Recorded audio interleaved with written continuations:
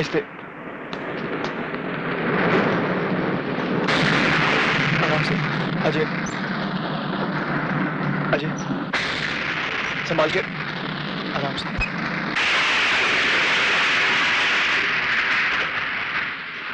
अच्छा, तो पी के आया है? वो माँ पासों ने खुशी में पार्टी दी थी, दोस्तों ने जबरदस्ती पिला दी इसे, थोड़ी सी चढ़ गई है। माँ, मगर प्लीज इसे डांटना मत, गलती तो मेरी थी, खामखा में से ले गया वहां। गलती तेरी नहीं है बेटे, खोट तो मेरी परवरिश में रह गई, वरना मैं तो इसी भरम में जी रही थी कि जिंदगी के किसी भी मोड़ पर इसके कदम नहीं डगमगाएंगे। अजय, अगर आंधियां मुझसे टकराई होती ना तो मैं नहीं डगमगाता, लेकिन क्या करूं, चोट दिल पर लगी थी और दर्द का सैलाब रगों में उमड़ रहा था। कोई सहारा तो चाहिए था ना मुझे।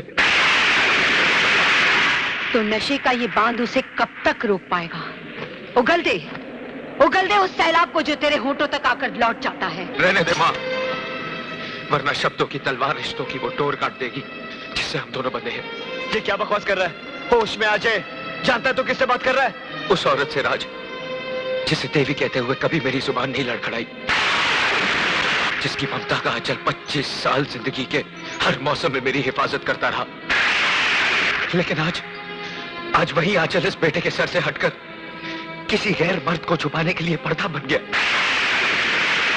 कौन है वो जिसने मेरी मां के गले से ममता का जेवर उतारकर अपने नाम का मंगलसूत्र पहना दिया? कौन है वो जिसकी लंबी उम्र के लिए मेरी मां करवा चौथ का व्रत रखती है? कौन है वो जो मेरी मां के दिल में मोहब्बत बनकर और मेरे दिल में नफरत बनकर पनप रहा है? बोल मां, बोल, जवाब दे। अगर तुझे एक औरत के चरित्र और मां की मर्यादा का खून ही करना था तो फिर ये सफेद साड़ी पहनकर विधवा होने का नाटक किस लिए? बोल, कौन है वो जो तेरी कोख को डस रहा है? किसके पाप की निशानी हूं मैं? इस हरामी के बाप का नाम क्या है? बोल, क्या नाम है इस हरामी के बाप का? बोल, क्या नाम है इनके बाप? तमीज, ज़बान दे, गैरत, इतनी बड़ी बात कहने के लिए कैसे कि तूने बता क्या है कि हिम्मत? तू बीच में मत आ। यहाँ जितनी खिलौनी बात कही है, तेरी तो कैसी बातें कर रहा है? क्या कर रही है तू? होश में लिए तू तो होश में आ। मुझे तो शर्म आती है अपनी कोख पर, जिसने तुझ जैसे बेटे को जन्म दिया। लोग झोपड़े में रहते हैं ना, उससे भी बुरा नहीं कहते। अरे तू तो 9 महीने इस कोख में रहा है रे, तो फिर इसे गाली देने की हिम्मत कैसे की तूने? अपनी माँ के सीने पे शब्दों की बर्छियां चलाते वक्त क्या एक बार भी तुझे ख्याल नहीं आया कि इसी छाती का दूध पी के बड़ा हुआ है तू? तू क्या सिखाएगा मुझे औरत का चरित्र और माँ का कर्तव्य? अरे मैंने तो एक वचन के लिए अपनी सारी जिंदगी वनवास की तरह काट दी। तू जानना चाहता है ना कि मैं ये मंगलसूत्र किसके नाम का पहनती हूँ, किसकी लंबी उम्र के लिए करवा चौथ का व्रत रखती हूँ? तो सुन, वो कोई और नहीं, वो तेरे पिता हैं।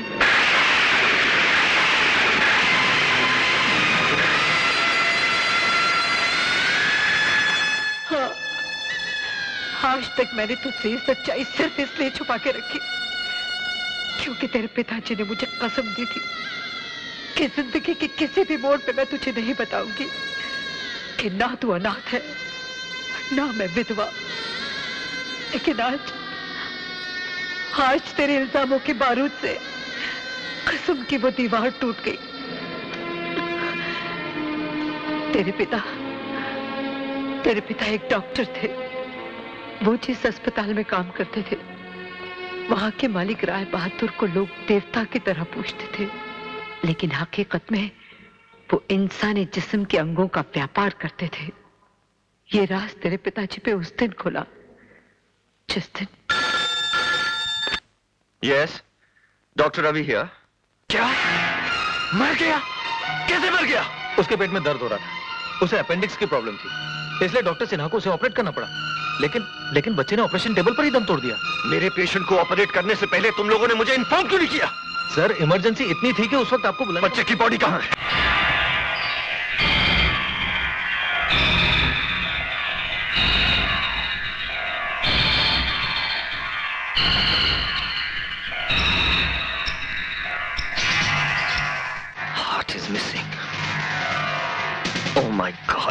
ताज्जुब हो रहा है ना? इस बच्चे के सीने से दिल कहां गायब हो गया? एक गरीब मजदूर के बच्चे का दिल अब एक करोड़पति बाप के इकलौते बेटे के सीने में धड़क रहा है। और जानते हो हमें इस कारनामे की क्या कीमत मिली है? 3 लाख रुपए। ये दौलत तुम्हारा भी मुकद्दर बन सकती है डॉक्टर, अगर तुम हमसे हाथ मिला लो। घबराओ नहीं डॉक्टर, किसी को हम पर शक नहीं होगा, क्योंकि हम ये हथकंडे उन्हीं पर आजमाते हैं जिन्हें मरने के बाद कफन के पैसे भी हम ही को देने पड़ते हैं। You bastard! Kidney, liver, brain, lungs, heart वगैरह, ये सब इंसान। मैं कहता हूं छोड़ दो मुझे। गौर से देखिए राय साहब, ये वो कमीना सफेद पोश कसाई है जो पेशे की आड़ में लाशों का कारोबार कर रहा है। आपके अस्पताल को इसने मौत का अड्डा बना रखा है। ये कमीना इस अस्पताल में क्या क्या कर रहा है ये नहीं डॉक्टर जानते। रवि, जो कुछ तुम डॉक्टर सिन्हा के बारे में कहना चाहते हो वो मैं बहुत पहले से जानता हूं, और मैं ये भी जानता हूं कि ये सिर्फ एक मोहरा है। इस सिस्टम का रिमोट कंट्रोल किसी और के हाथ में है। अगर आप सब जानते हैं तो खामोश क्यों है? कौन है वो? दिल कमजोर तो नहीं है ना तुम्हारा? कहीं ये सुनकर हार्ट फेल ना हो जाए कि वो रिमोट कंट्रोल मेरे हाथ में। इस अस्पताल में काम करने वाले सारे डॉक्टर मेरे इशारों पर चलते हैं। यहाँ आने वाले हर मरीज की जिंदगी और मौत का फैसला मैं करता हूँ। इस छोटी सी कायनात का खुदा हूं मैं, खुदा। तो वो दान पुण्य, वो गरीबों से हमदर्दी, वो सब दिखावा है, नाटक है। और नहीं तो क्या? तुम क्या समझते हो मैंने ये अस्पताल भिखारियों और लावारिसों के लिए खोल रखे हैं? जिस तरह कसाई के लिए एक पका उसकी रोटी रोजी कमाने का साधन है, इसी तरह इंसानी जिस्म मेरे लिए दौलत कमाने का साधन है।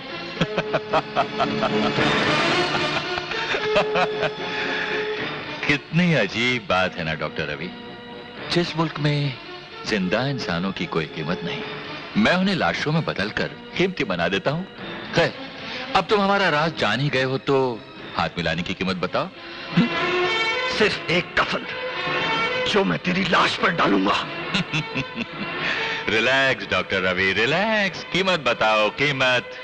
तू अपने आप को नीलाम भी कर दे तो मेरे जमीर की कीमत नहीं लगा सकेगा। मैं भी पुलिस को फोन करूंगा। पुलिस की क्या जरूरत है? उसका इंतजाम तो हमने पहले से कर रखा है। डॉक्टर जगदीश। आइए इंस्पेक्टर साहब। Inspector, arrest him.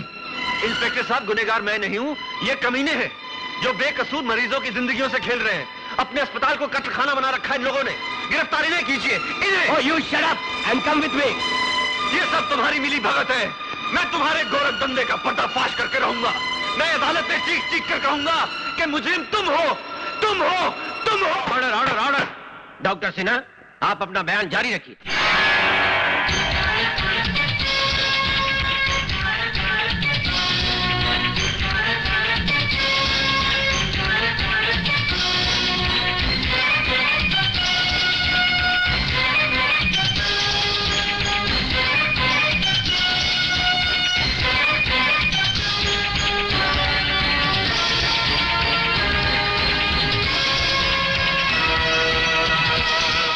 खिलाफ एक मुकम्मल साजिश है योर ऑनर।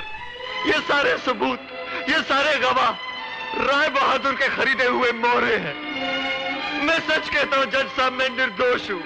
मैंने कोई पाप, मैंने कोई गुनाह नहीं किया जज साहब। मैंने कोई पाप, मैंने कोई गुनाह नहीं किया जज साहब।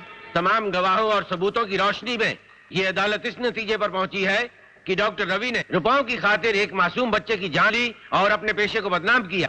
लिहाजा ये अदालत डॉक्टर रवि को डॉक्टरी के पेशे से खारिज करते हुए उम्र कैद बामुशक्कत की सजा सुनाती है।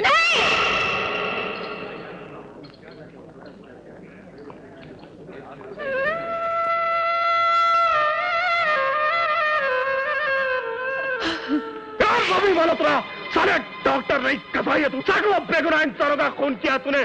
तुझे उम्र कैद नहीं, फांसी होनी चाहिए। सिनारे में काटती है साले तुझे। मारो साले को, मारो, मारो साले को, मारो। अरे मासूम बच्चों की जिंदगी में खेलता है, ह्यूमन ऑर्गन की स्टोरी करता है। अरे उसके बाद छोड़ा नहीं साले को, मारो, कुत्ते की तरह मारो उसको साले को। अबे ज्यादा कहा है साले, कसाई के बच्चे, छोड़ो मत इसको। अरे इसको क्या मार रहे हैं? इसके बच्चे को छीन लो, इसके बच्चे के टुकड़े टुकड़े कर दो। राजू, मेरे बच्चे को हाथ लगा दो। मैं कहता हूँ रुक जाओ। इंस्पेक्टर साहब ने रोकिए, ये मेरे बच्चे को मार डालेंगे। छोड़ दो मेरे मुन्ना को। रुक जाओ बेटे, रुक जाओ। मेरे बच्चे को छोड़ दो, छोड़ दो, इन लोगों को छोड़ दो। तेरे बच्चे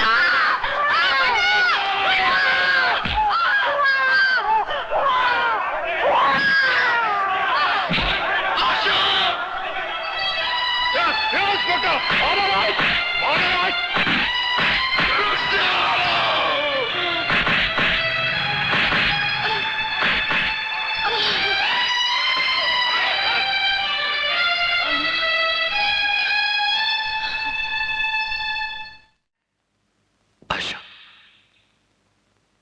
जी तुम ये शहर छोड़कर चली जाओ। क्या? हम एक दूसरे से अलग तो हो ही चुके हैं, और अब आप ये शहर छोड़कर जाने को कह रहे हैं? मैं आपको छोड़कर कहीं नहीं जाऊंगी। तो क्या चाहती हो तुम? अगली बार जब तुम मुझसे मिलने आओ, इस बच्चे की लाश तुम्हारे हाथों में हो। एक बाप होकर ऐसी अशुभ बातें कर रहे हैं। तो क्या करूं?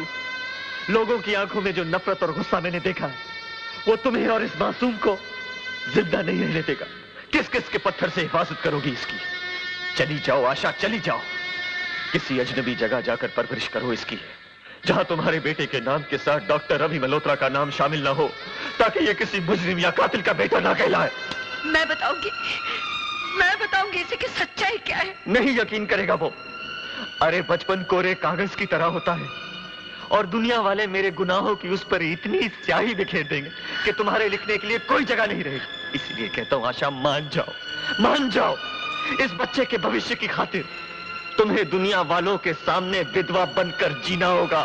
एक माँ का फर्ज निभाने के लिए आप एक पत्नी से उसका अधिकार क्यों छीनना चाहते हैं? ताकि तुम्हारी मांग का सिंदूर उन सवालों को जन्म ही न दे सके जिनका जवाब तुम्हारे पास न हो। समझ लो, तुम्हारे सुहाग को उम्र कैद नहीं, फांसी हो चुकी है। विधवा हो चुकी हो तुम। पोंछ दो अपनी मांग का सिंदूर, तोड़ दो ये फांस की निशानियां, तोड़ दो जो तुम्हें कभी मेरे जिंदा रहने का एहसास भी न दिला सके। आज के बाद तुम कभी मुझे मिलने नहीं आओगी, और न ही इसे कभी बताओगी कि मैं जिंदा हूं। आशा, आशा, मैं तुम्हारे हाथ जोड़ता हूं। वचन दो कि तुम इस राज को राजी रखोगी। तुम्हें इस बच्चे के भविष्य की कसम, तुम विधवा बनकर रहोगी। आशा, मैं तुम्हारे हाथ